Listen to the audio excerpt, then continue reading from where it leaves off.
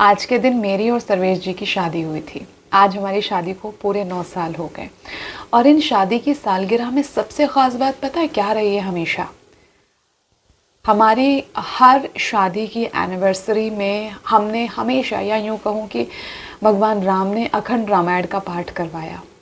8 साल लगातार अखंड रामायण का पाठ हुआ है। मैं ये सोचती थी, राम जी से कहती थी, मैंने कहा राम जी बस जैसे बूढ़े लोग खड़े होके एक दूसरे का हाथ पकड़ के कंधे पे हाथ रख के मैं वीडियो देखती थी ना पहले, तो मैं कहती थी जैसे केक काटते हैं ना, मैंने कहा वैसे ही हम लोग भी ऐसे करेंगे। मैंने कहा राम जी कम से कम हाफ सेंचुरी तो लगवा ही देना अपनी रामायण की।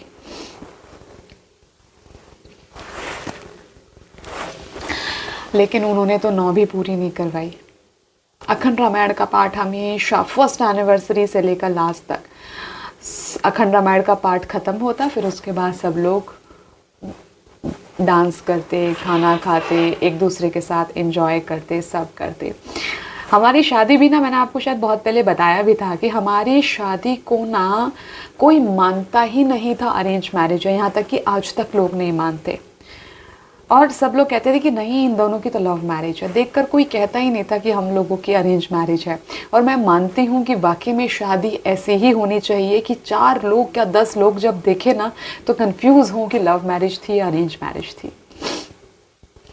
तो जब शादी मेरे पास जब हमारे पास रिश्ता आया था सर्वेश जी का, बहुत इंटरेस्टिंग स्टोरी है, मैं थोड़ा सा बताऊंगी, बाकी आने वाली वीडियोस में ज़रूर बताऊंगी आपको मैं।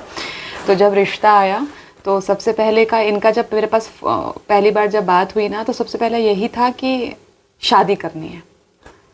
मैं कंफ्यूज हो गई, मैं शॉक्ड हो गई कि कोई लड़का कैसे बात कर सकता है। एक्चुअली हम दोनों ना एक ही चैनल में जॉब करते थे, मैं स्पिरिचुअल में थी और सर्वेश जी न्यूज़ में थे। तो यहाँ से सिलसिला शुरू हुआ। हालांकि एक दूसरे का नंबर सबके पास होता ही है। मैं सेकंड फ्लोर पे जॉब करती थी, काम करती थी ऑफिस में, और ये ग्राउंड फ्लोर पे थे। तो पहला ही फ़ोन आया कि हमें शादी करनी है। मैंने ये बात अपने घर में सबको बताई कि ऐसे ऐसे बात है, क्योंकि उस वक्त मेरे लिए रिश्ते देखे जा रहे थे। तो मैंने सबको बताई। जब सब ने इनको देखा, इनके घर गए, इनके पापा से मिले, इनकी बहन से मिले, इनके गुड़े दीदी से मिले, तो सब लोगों को बहुत अच्छी लगे ये। फिर धीरे धीरे धीरे धीरे करके कहानी आगे बढ़ती गई। फिर इंगेजमेंट हुई, लड़का पसंद हुआ, सब काम हुआ, मतलब कुल मिलाकर अरेंज मैरिज। तो जब एक मौका होता है ना, आपको पता है, इंगेजमेंट के बाद जब बातें शुरू होती हैं, तब मैं बात बहुत कम किया करती थी, क्योंकि मैं तो चैनल में काम करती थी, एंकरिंग करती थी, मेरे शोज़ होते थे। तो मैं रात को शोज़ किया तो मैं घर आके थक गई, मैं सो गई। तो मम्मी से बहुत बात करते थे, ये बहुत बात करते थे मम्मी से फ़ोन पे ना, हंसी मजाक, क्योंकि इनका जॉली नेचर था बहुत ज़्यादा, बहुत हंसी मजाक करते थे। तो मम्मी से कहते थे कि मम्मी ने बोला कि अगर मान लो हम तुम्हारी शादी ना कराएं तो बोलते थे कि ऐसे कैसे शादी नहीं होगी, शादी तो होगी, और होगा तमंचे पे डिस्को। मुझे आज भी याद है, ये गाना आया था ना कि तमंचे पे डिस्को। तो मुझसे मम्मी से कहते थे कि शादी कैसे नहीं होगी, तमंचे पे डिस्को होगा।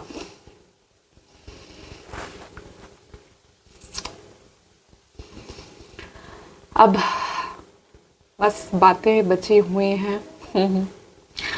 खैर, मैं तो आज के दिन क्या बोलूँ क्या ना बोलूँ, ये मुझे खैर कुछ समझ में नहीं आ रहा है।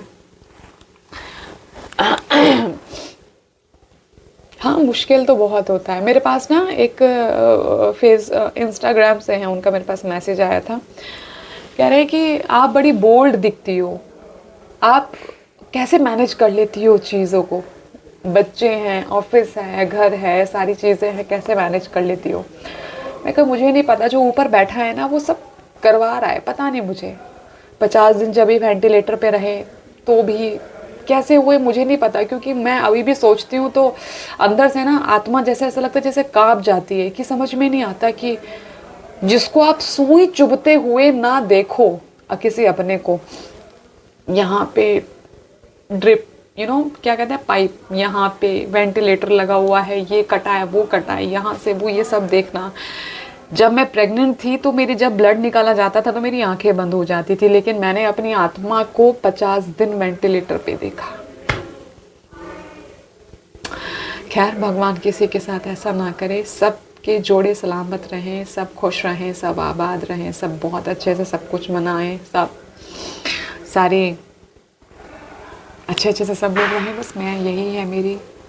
बाकी आने वाले दिनों में मैं कुछ चीज़ें ज़रूर शेयर करूँगी आप लोगों के साथ। Thank you so much.